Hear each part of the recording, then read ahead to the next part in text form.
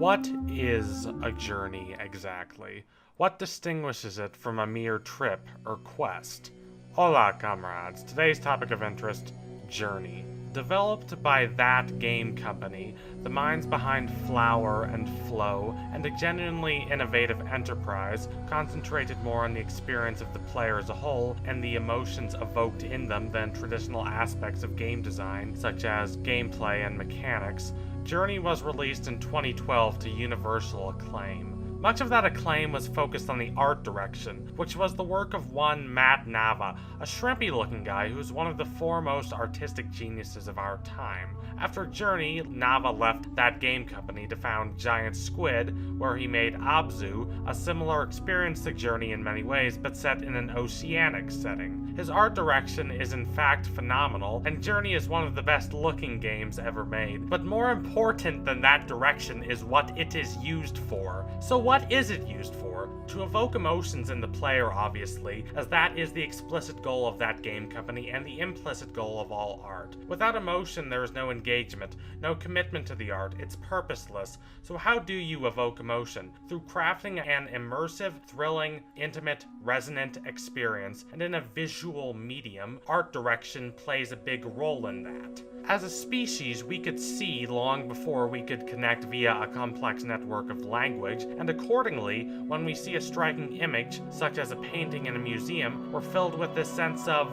I don't just want to call it awe because it's more than that. Awe is just one emotion, but this is a mixture of them, all synthesized and intertwined and intermingled, a cocktail, if you will. This can be powerful in its own right, but in visual mediums, these striking images and the feelings they create can be channeled into service of a greater experience. So how does Journey do this exactly? What does that experience entail? Well, the game takes place in a desert, this symbol for isolation. The art style is deliberately minimalist so that the enormity of the world is allowed to fill up the player. Journey is a game about big ideas, about the archetypes that emerge from the core of the human condition, more on that later, so dragging the player down with minutia would miss the point. You see the mounds of dunes and the cone of a mountain. It's all very geometric, with these familiar shapes from the slants of the sand to the spheres and ovals of the clouds. Journeys is a strange landscape, empty and yet somehow not sparse or barren. It's not lonely in that desert, it's transcendental. For the color scheme, they could have gone with the traditional brown, muted colored palette that plagues so many modern games. I've complained about this before, and I'll probably be complaining about it to the day I die. Brown does not equal mature or professional. Draining out energy and life does not make your product more artistic, it just makes it look like a chore. It is not surprising that the company that made Flow and Flower did not go the route of making everything brown and ugly. What is surprising is the route they did decide to take. There are several ways to go about making the desert beautiful. There's the more commonly used option of using a warmer palette, making the desert a scorching orange or red to contrast with the blue sky. The best example of this is Mad Max Fury Road, which uses saturated colors to augment the hyperkinetic action. But Journey isn't like that. It's not about this epic thrill ride. Instead, it seeks to distance itself from the relentless adrenaline rush that many other games aim to deliver and take you on a powerful, poignant, spiritual adventure. So the art style is all silvery whites and fluoride greens and sun-kissed yellows. There is a notable lack of deep reds, with one notable exception: your character. Red is the color of fire and passion, sex and desire. It's a very human color. We have red blood pumping through our veins, and so it is that your red-cloaked protagonist makes their way through the wasteland. There are ruins of civilization all around, relics of a world passed into myth. Journey is a post-apocalyptic game. Civilization has destroyed itself with its selfish, short-sighted mismanagement of its resources. There's not much left. And yet the game is far from pessimistic. Moving away from the art direction, let's take a glance at another element of the game, the score. Produced by Austin Wintory, it's a tonal masterpiece. The lush, varied orchestral music fits and defines the gaming experience. Journey is a game that very much respects the role of music in people's lives, really understands how important it can be in helping us make order out of this madness we call life. But take a moment from listening to the supreme beauty of the tracks themselves and take a look at their titles: Nascience, First Confluence, Threshold, temptations, the road of trials, reclamation, apotheosis. If you've watched my Final Fantasy VI video or just happen to have a basic understanding of narrative, you'll see that these names match up to the steps in the hero's journey. This underscores the archetypical nature of this game. Journey is not about dialogue or culture. The hero's journey has been the format for storytelling back before those stories were written down. Back when they were passed down through generations in Mesopotamia and China, these ancient civilizations that had little to no connection with one another and yet had these similar stories. By not just showcasing the hero's journey but celebrating it, Journey is not just telling a universal story, but telling it in a universal way. These themes of hardship and sacrifice, love and trust and companionship are not restricted to one society or viewpoint, but are instead an integral part of the core of the human condition. They're part of what it means to be human. To go back to Abzu, that game is also about the universality of life. It draws heavily from old Sumerian mythology. Life started in the ocean, and there are many mythologies that reflect this. In them, land-dwelling creatures were the extension of the ancient cosmic ocean, which was the cradle of life. This mythic nature, which like Journeys is drawn from the very heart of human nature, is amplified by the soundtrack. Like Journey's score, it is a gorgeous Austin Wintory composed masterpiece. But what I'd like to call attention to here are the names of the tracks. Some are named after the Latin names of the animals you encounter, but the ones that aren't are more interesting. Combined, they spell out a poem of myth and wonder, of the creation of the world. Heaven was not named, and the earth did not yet bear a name. No field formed, no destinies ordained. Their waters were mingled together. Then were created the gods in the midst of heaven. But while that's about the beginning of the world, Journey is very much about its rebirth. The world may never be the same, but you as the player prove there is life and worth in it still. How better to go about the story of an anonymous robed figure making their way through a vast desert than to use in the forefront the hero's journey, the most basic and fundamental tenets of storytelling, tenets that connect vast and varied human experiences through art.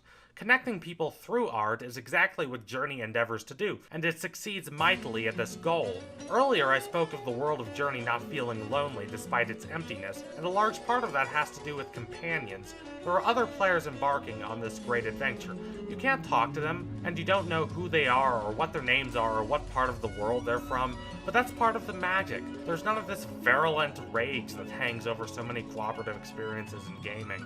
Instead, you get to know your companions on this human level. You may never know their interests or their dreams or their fears, but your soul is connected with theirs. Your comrades, fellow adventurers in this journey across the sands, who help each other get to the peak of the mountain. Even in this post-apocalyptic desert, humanity has not eroded. There is still this desire to help one another. Compassion, empathy, interconnectedness, these have not ceased to be. That is your ultimate triumph in Journey. Civilization collapses when communication breaks down, when truth and hope and connection give way to bitterness and bigotry and despair, to a doomed, desperate rigidness that breaks the great continent of humanity down into these floating islands that sink into the sea.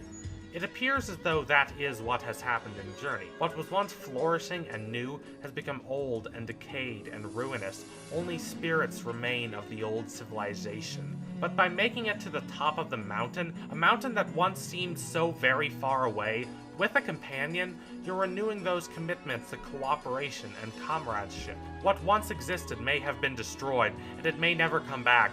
The spirit that built it is alive and well. Reaching the top of the mountain, you're lifted into the sky as a star to watch over the land, and your companions are up in the sky with you. In The Lion King, Mufasa famously says, "Look at the stars. The great kings of the past are there watching over us." It is like that in Journey, except that you have more than kings looking down on you. Up there in the sky are journeyers like yourself, ordinary in rank but not in heart.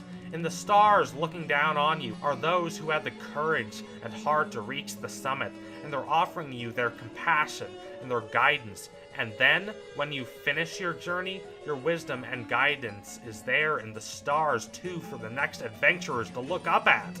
And there's something beautiful about that.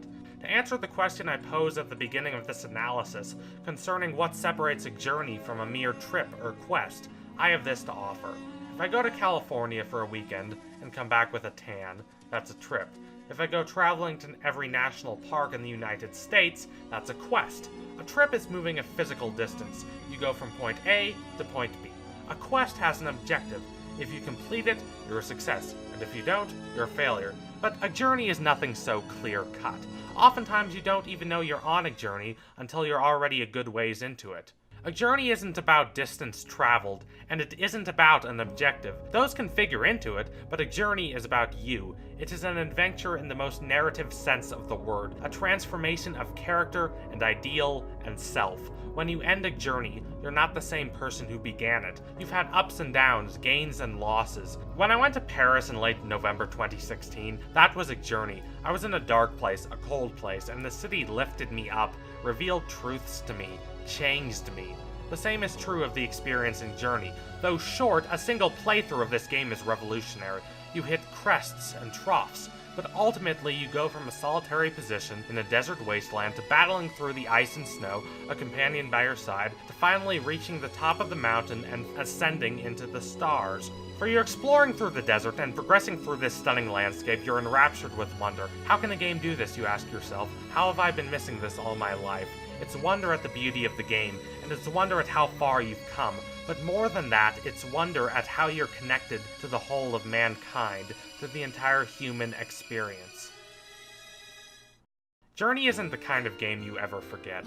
It engraves its patterns on your very being. I've just come back from London, and I wanted to tackle a topic that captured the feeling of wonder I experienced there. And this was it. I hope you've enjoyed it. There's a lot of good content on the way.